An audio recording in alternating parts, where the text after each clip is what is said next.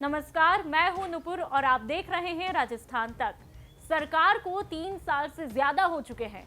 सरकार अब राजस्थान में 5 बार से चली आ रही परिपाटी को तोड़ने के लिए जी जान से लगी है, जिसके तहत आपको बता दें कि सीएम अशोक गहलोत की तरफ से पेश किए गए बजट में यही सब देखने को मिला।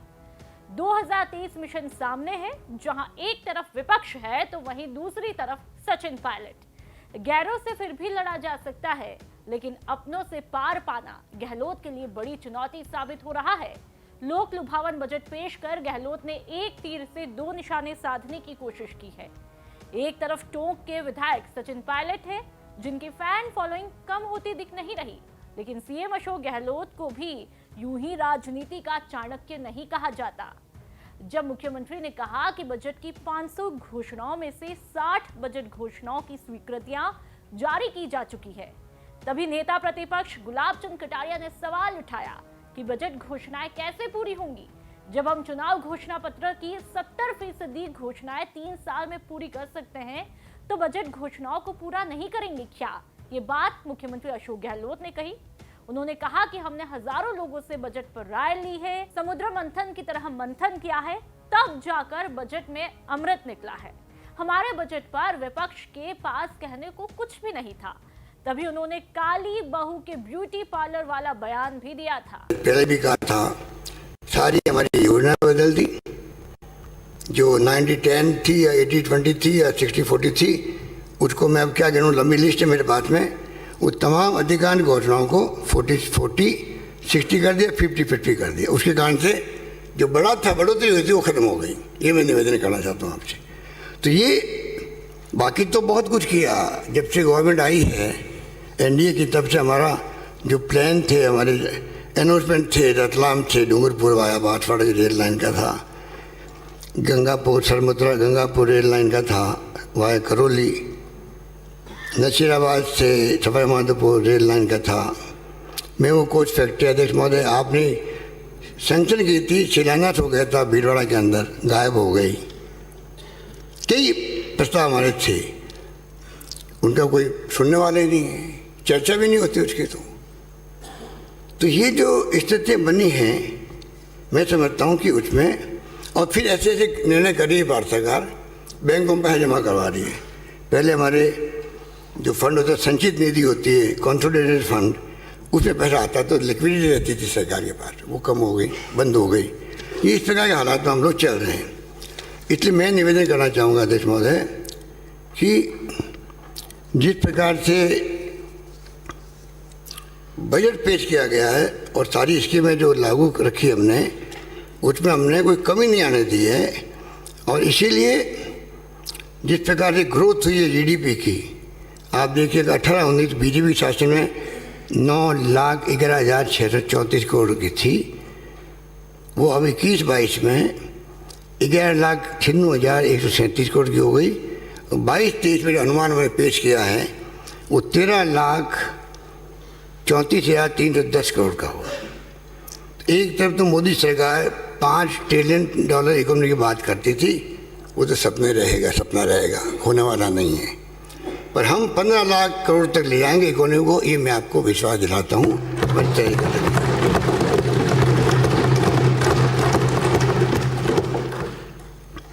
अध्यक्ष महोदय, हमारे चुरू आने वाले उपनेता, आप तो 5-6-7 बार तो बन गए हो, मंत्री भी रहे, भैरव सिंह जी की पूरी ट्रेनिंग ली हुई आपके। आपने कैसे कह दिया कि सरकार ओवरड्राफ्ट में चली गई? आप तो जानते हो ओवरड्राफ्ट का मतलब क्या होता है। जबकि मैं कहना चाहूँगा, हमारी सरकार आने के बाद में एक बार भी ओवरड्राफ्ट नहीं गई है, ये मैंने कहना चाहूँगा। एक बार भी, एक बार। और आपने ऐसा फैलाया, बोलने की अदा था ही में आप में, बोलने की कारीगरी आप में पूरी है। कैसे प्रभावित करो, किस प्रकार से शब्दों का चयन करो, कह दिया आपने, एवं चली गई। बताइए आप, एक बार भी ओडी ओवरड्राफ्ट नहीं गई है। वेज एंड मीन्स से पैसा ड्रॉ करते हैं। आरबीआई खुद कहती है कि राज्यों को चाहिए कम ब्याज लगेगा और आप उसमें पैसा विड्रॉ करें, वो ड्रॉ होता रहता है।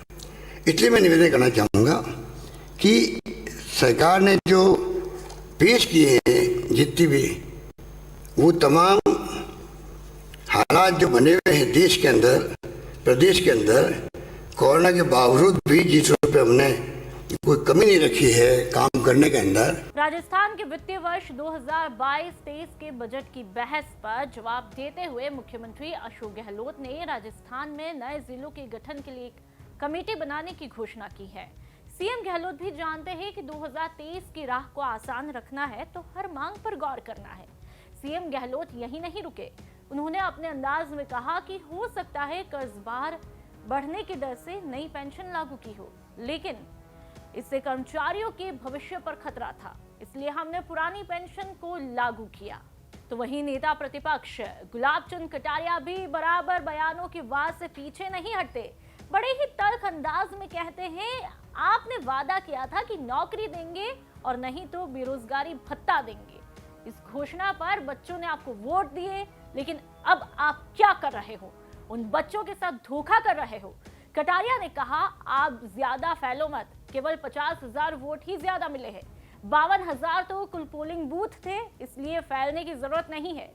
जिसके बाद सदन भी ठहाकों से गूंज उठा। मतलब ये जिस प्रकार से आंकड़े बनाए हैं किसी ने भी, मैं सोचता हूँ आपकी भावना का आदर करते हुए उसने कहीं न कहीं जोड़ बाकी बिठाने का कोशिश की होगी, बाकी ये पैसा कहीं आ नहीं सकता, ऐसा मेरा विश्वास है।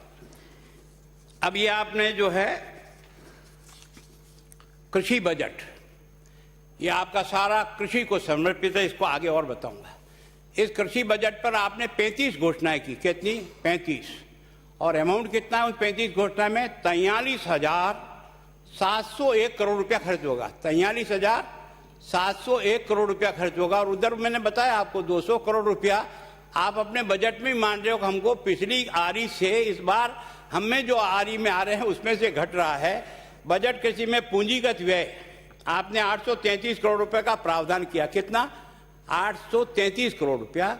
और उधर में आपका सारा मिला करके आर्थिक सेवाओं में और पूंजीगत व्यय मद में कुल बजट प्रावधान का 19,218 करोड़ का है, जिसमें ग्राम विकास, ये सब योजनाएं इसमें है। टोटल पूरा आर्थिक विकास में जो आपका बजट बता रहा है वो खर्चा होने वाला है 19,218 करोड़ रुपया।